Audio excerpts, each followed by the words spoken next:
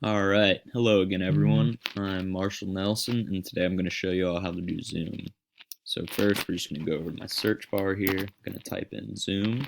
It'll autofill for us. I'm going to click on that,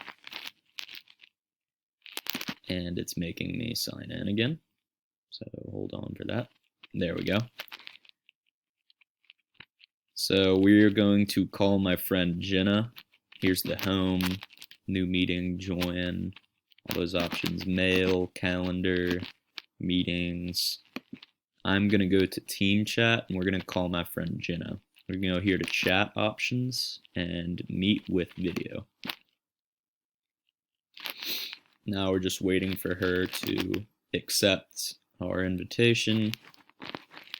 Just going to give it a minute here.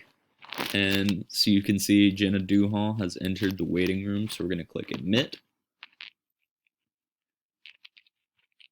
And she's connected to audio. Hi Jenna, how are you? Good, how are you? I'm good. So yeah, thank you for helping me again. You're welcome. Have you used Zoom a good bit? Yeah, a lot for online classes. Yeah, same.